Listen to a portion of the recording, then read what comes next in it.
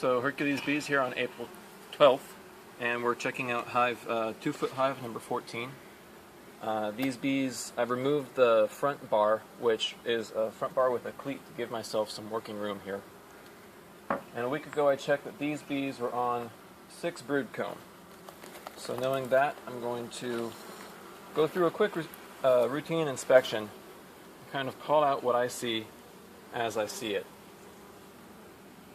In this first comb, I'm noting significant numbers of capped worker brood and also capped drone brood. And the pattern is shown here. The workers have backfilled empty cells in the comb with pollen and some sources of nectar. Some cells of nectar. And thin honey bands are on the top of each of these brood combs right now in April.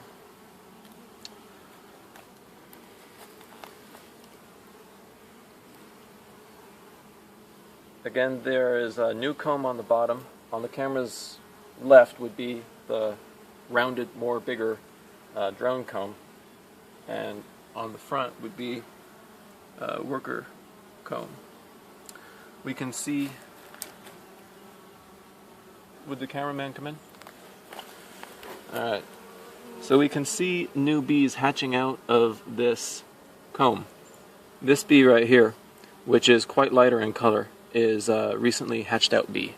And it's management of the recently hatched out bees, population force, that lets us do stuff as beekeepers. Pause. Go. So, I found something I want to talk about on this top bar comb. The bees, when I checked a week ago, had a comb the size of this capped worker brood area. Since a week they have drawn out this new comb and filled it in with developing larvae right to the comb's edges. This is a half-finished comb for Hercules Bees hives.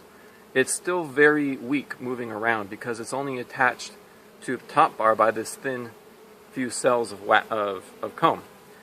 When this comb reaches the bottom floor of the hive, then the honeybees will work it over again from bottom to top, and they will secure the attachment to the top bar, resulting in a much structurally strong comb. So it's important to know that this is not completely stable, and care must be used when manipulating the top bar hive. But that's okay, because it's all about easy movements with the top bar hive. For example, when I'm picking up this next bar, I'm not disturbing the bees. There's no crack, there's no pop of my woodenware. And when I've seen what I wanted to see on this hive, when I've seen what I wanted to see, I can put it back. Putting it back takes a nice wiggling motion, so you can avoid crushing bees. It's much easier to manipulate 8 pounds than 30. Stepping back from the end. Stepping back. Ready? Go. 2, 4, 6, 7. This is done within a week. This is the last comb. What they do first is they just build a mass and they fill it with pollen and honey as they can, because it's build time. So we have a nice beginning of a honey band here with stored pollen. Well, here we go.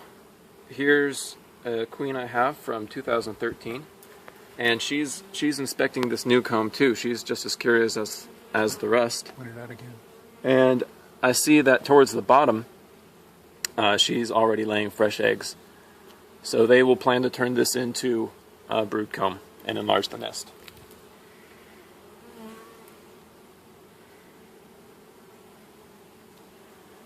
And then on the 8th comb, starting there, on the 8th comb, you can notice how extended the workers' bellies are, how extended their abdomens are, to use the correct terminology. That means that they are full of nectar, and they are going to heat up and make wax. They pass liquid wax from scales on their underside They hang in great clumps and pass up the platelets as they make them. They cool soon after. So I've seen my inspection of this growing hive. It's gone from 6 comb to 7 comb in a week. Fed them some sugar because I want them to build as much comb as they can during spring season. And now we're just going to put it back together.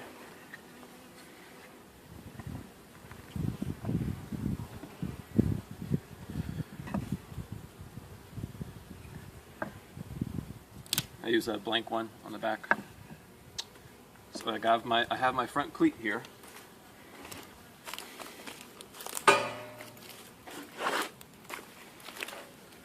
In it goes. No crushing of bees. Tighten everything up. Even everything up. Evening everything up will prevent them from building more sidewall attachments. If you're in a 4-foot hive, you get around to the back and push from the back. And that's how easy and quick an inspection is. So, finished with inspection of this larger hive. And they have eaten through last week's sugar stores. So what I have right now is dry vert sugar, baker's sugar, left over from winter in case I needed to feed during the winter.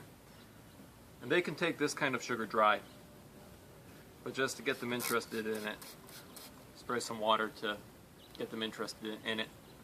And they are starting on the bottom edges of the sugar pile. So that's it. Let's let the bees be.